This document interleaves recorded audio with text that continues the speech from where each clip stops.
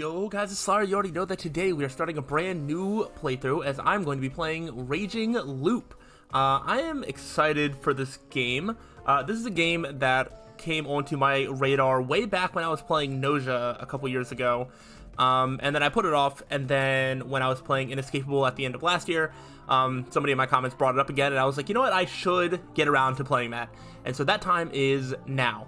The only thing I know about this game is that it is a visual novel type story that involves a time loop, but in a similar sense of Nausea, where like there's a time loop, but then there's also like, it's not the exact same, and there's like a way to get to an ending, I guess. I'm not entirely sure. Either way, I've only heard good things about this, but I don't really know much about it. The Steam page mentions something about like a village and like murders happening in like a village.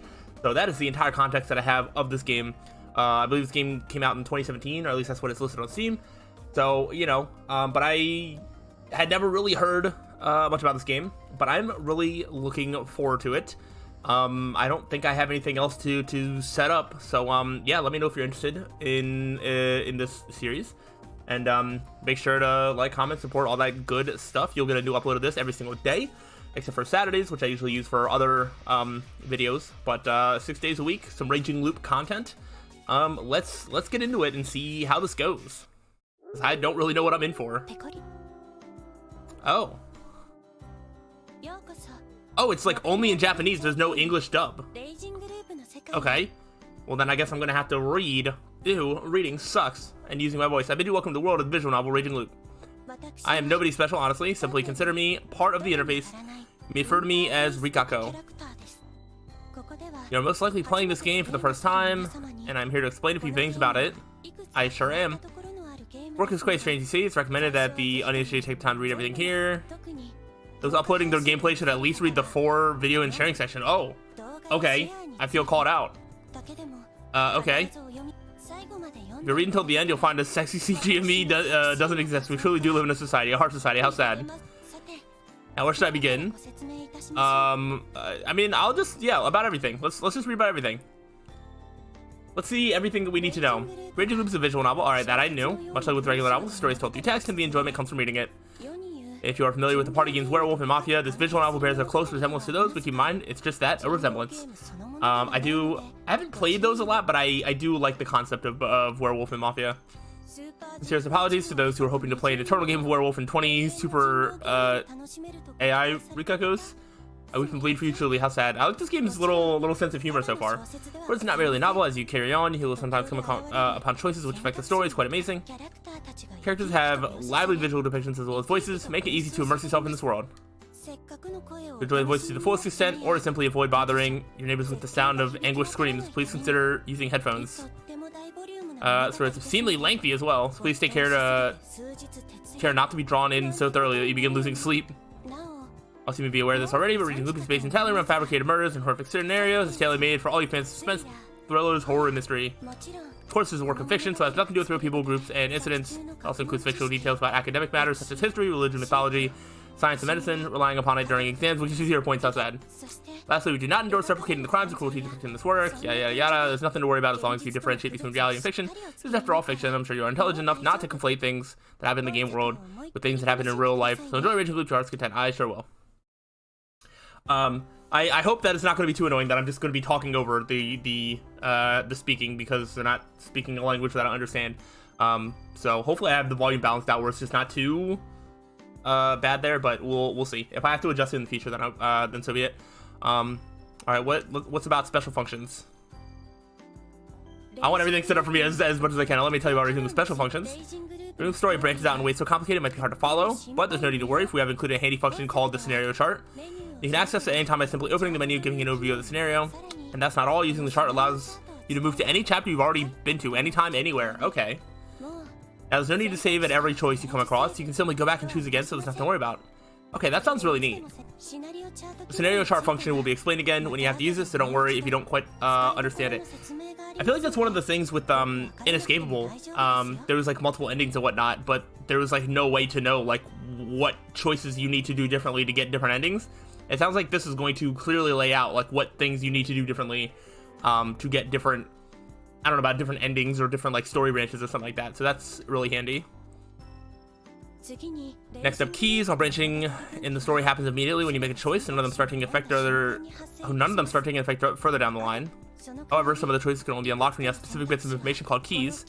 Many might say that searching for these keys is one of the major goals in this game. Don't worry if you don't understand how to search for them, it'll be explained when you have one. Additionally, keep in mind that all routes unlocked by acquisition of a key will be open even if you haven't saved after the fact. It also means that you can't load back to a state when you didn't have the key. Okay. This doesn't make any scene inaccessible, so it's not much of a problem, but it's something to keep in mind. For those commendable individuals who like to play without any keys again, please refer to the data reset option and use it wisely. Yeah, that's not going to be me. Alright, let's learn about standard functions. This has a lot of things to set up. I'm used to games like this just sort of throwing you in without really setting much up, but this is setting up like everything, which I think is pretty interesting. In addition to special functions, Raging Loop has the basic functions you'd expect any visual novel to have.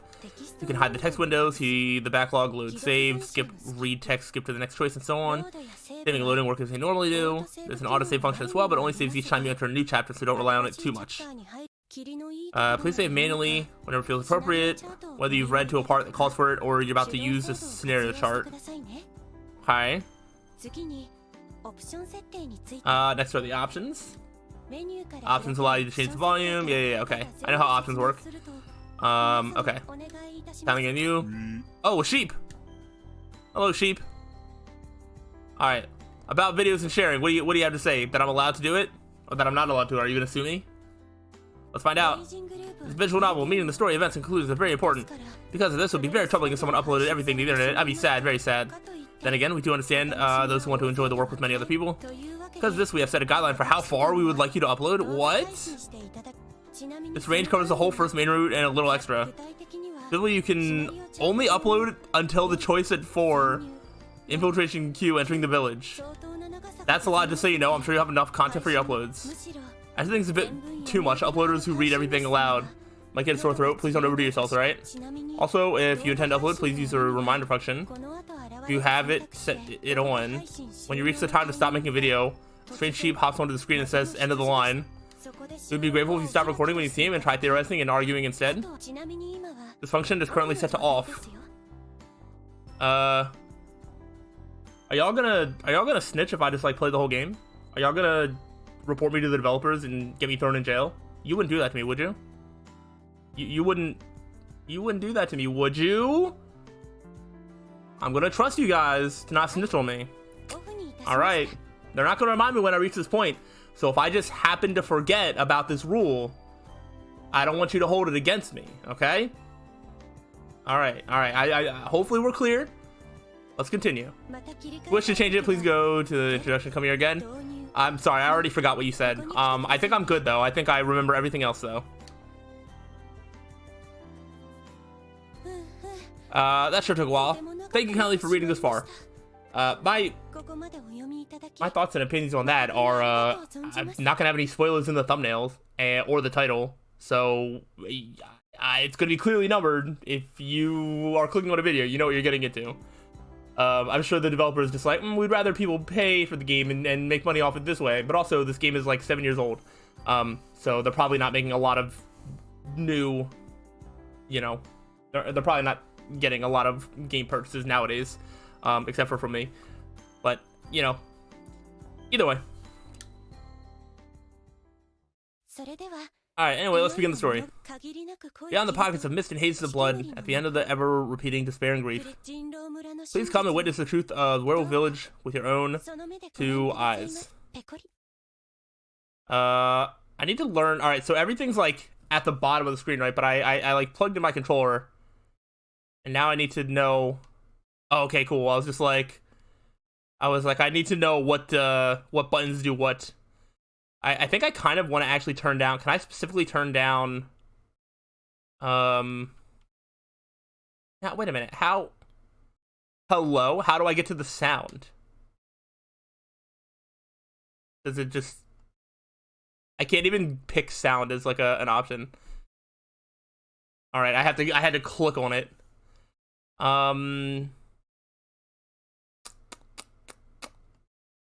Okay. I can just mute all of the character voices. I don't think I want to mute all of them, though. Oh, gosh. What if I just, like, turn them down? I think I could have done that for all characters. I'm just gonna turn their voices down a little bit, so that way they're not as loud. And also, I can only change them to mute, mid, or high. I want them to be, like, a little bit lower. Okay. Hopefully that's okay, because I feel like they're speaking really loudly in my headphones, but I also don't want to just turn everything down to where you can't even, like, hear, like, music and stuff. So, alright. I was like, I don't want to accidentally skip anything. Alright, we're starting on May 11th. Or maybe November 5th. I'm not entirely sure. But it's a Sunday, either way.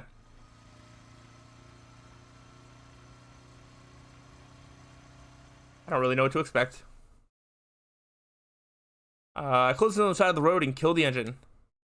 It was steeper than I thought. My bike was on the verge of giving out, so I pushed down and deployed the kickstand. Alright. I'm reading faster than it's going. Well, I'm lost. Maybe taking a ride down an unknown road with no sat-nav on me wasn't such a good idea. I just followed the road, so I figured I wouldn't get lost, but now I was in some deep shit. Nah, cool, this is a big deal. I side took note of the fact that I got lost in my pocket journal and then pulled out a map. Also, if you guys have any, like, tips for me, like, please help me out.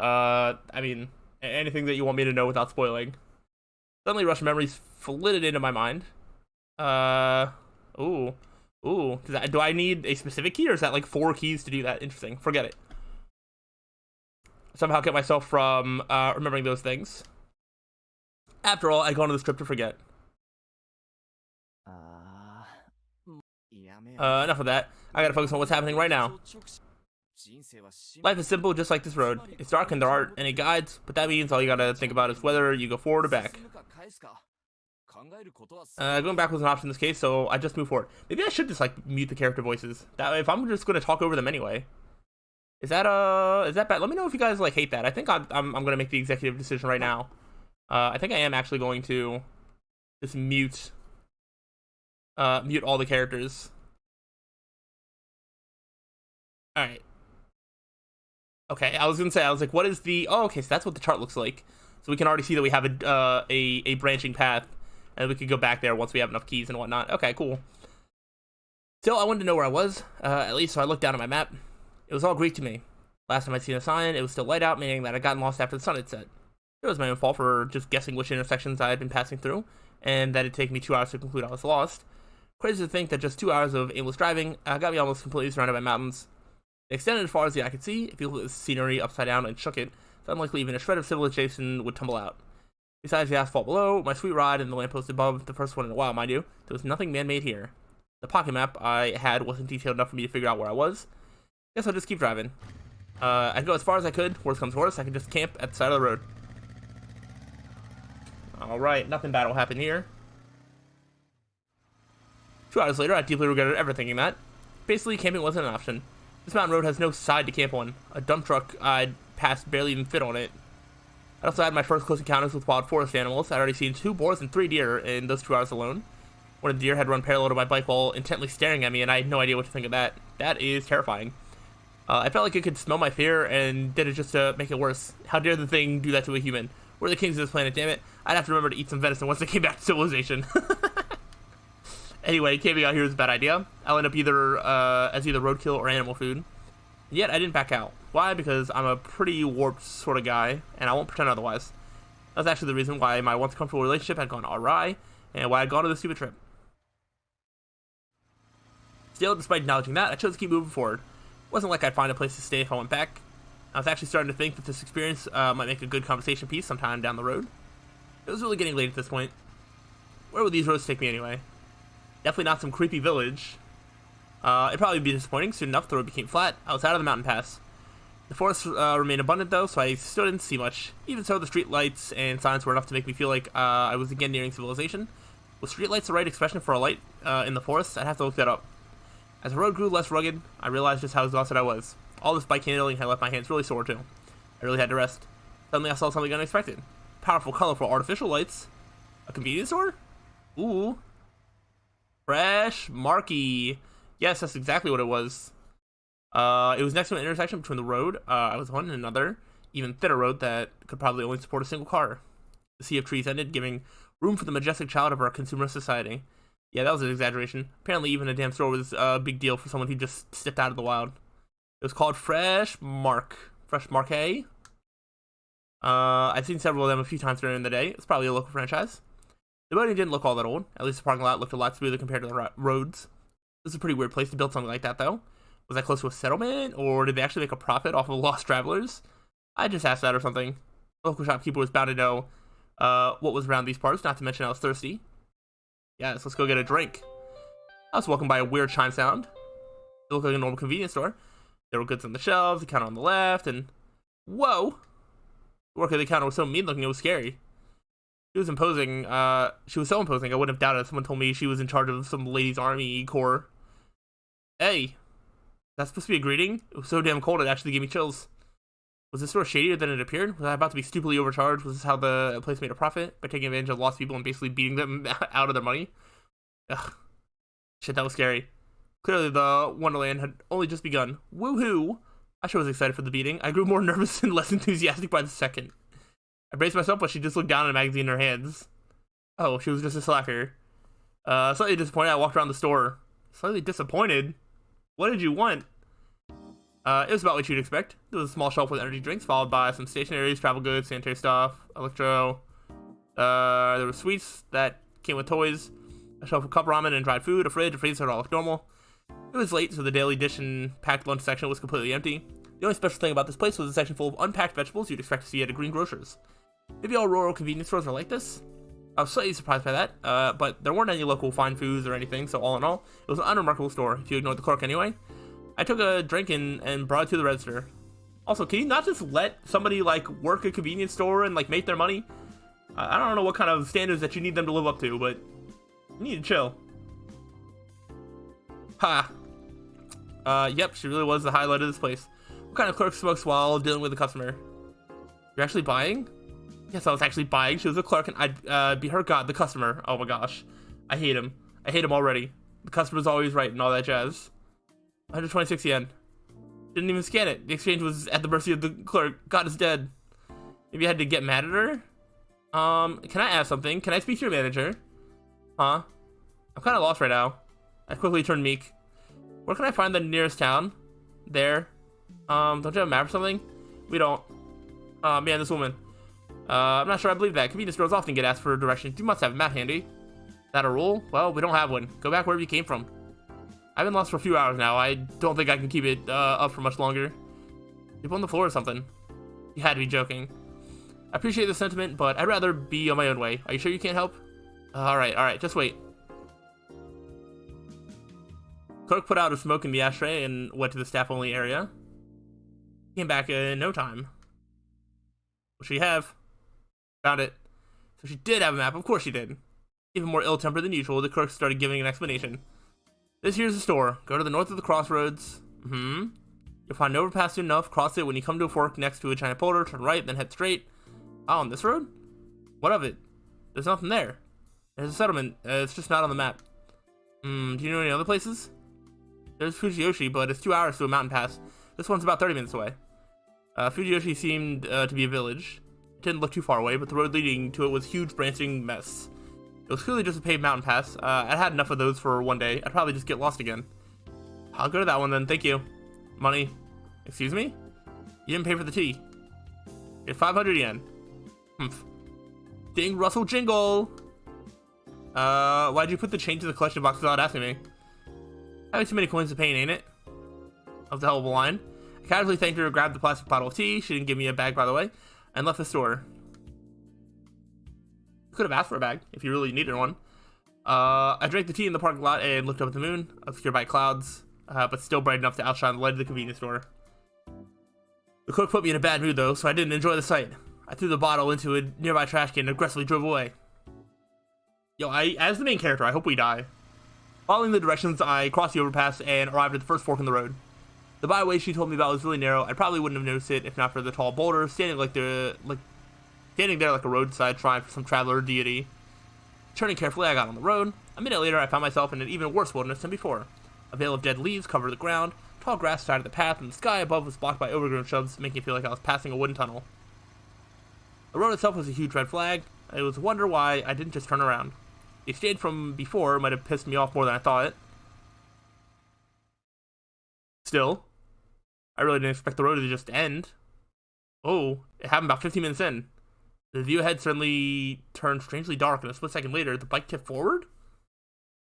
I reflexively hit the brakes, but it was too late. I started going down a cliff. My bike tilted downwards, and the suspension was put to the greatest test yet, as we basically tumbled down to the bottom. The headlights suddenly shone on some dirt and grass. I knew then that I'd be flung out of my seat. Oh, gosh. Stifling a scream, I tried to work some steering and brake magic to slow down without collapsing. That was too big a task for a simple road bike. At the bottom of the cliff, it jumped higher than ever before. The suspension can't handle the impact, and I was launched into the air. A moment later, I heard a crash and felt an impact, after which came an unpleasant pain. Ooh. Damn it, that sucks. An accident where I was flung out like that was the first for me. The launch was really something too. I did a 360 in the air and fell on my back. My breathing stopped for a moment, and the pain was so bad I thought all my bones shattered. My face and limbs seemed pretty fine at least, though I wasn't sure if that counted as a silver lining. There was grass under my hands. I felt it even through the gloves. That and the smell of green made it pretty clear what I landed on. I pushed down and my hand sunk. The grass growth was pretty hefty. It was probably the reason why I came out relatively okay. But now what? Your bike's probably ruined. Sure, my joints creaked when I stood up, but aside from that, it was fine. It was really dark, so I couldn't really confirm it, but I was pretty sure I wasn't even bleeding. My bike, however, wasn't nearly as lucky. Oh boy. It was lying on its side a short distance ahead. The engine was still on. The back wheel kept on turning, making an unpleasant, fricative noise. Yep, it was busted. I walked up, killed the engine, and took the key. With the headlights off, I was surrounded by absolute darkness, so I just stood and waited until my eyes adjusted. I still couldn't see very clearly, but it looked like this actually wasn't a cliff. I was still on a road. It just wasn't paved beyond this point. Obviously, a road bike stood no chance against an unpaved road. No one actually tried to kill me. Zigzagging through the trees, I followed the narrow footpath deeper into the forest. Tried getting my bike up and running again, but instantly gave up. It was partially stuck in mud, so there was the risk of it slipping and getting me into another accident. Maybe I had to turn around. The moment I considered that, I thought I saw a faint light ahead. That woman wasn't lying. This road led to a settlement.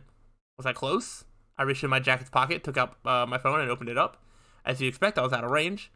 I ran the light app and showed a light to see better. Though weak, it was better than nothing. At the very least, it helped me watch where I was going. I had no idea how long I'd been walking for, but sure enough, I could see a light beyond the shrubs. It was weaker than expected. A flashlight, perhaps? I could hear water, too. I might have been near a river. Hello? I raised my voice. Hello, anyone there? Still declaring my presence, I walked forward. It was late at night. Were I to bump into someone here, the scare would probably take away a few years of our lives. That was why I figured it was best for both of us to let the other know we were here before that happened.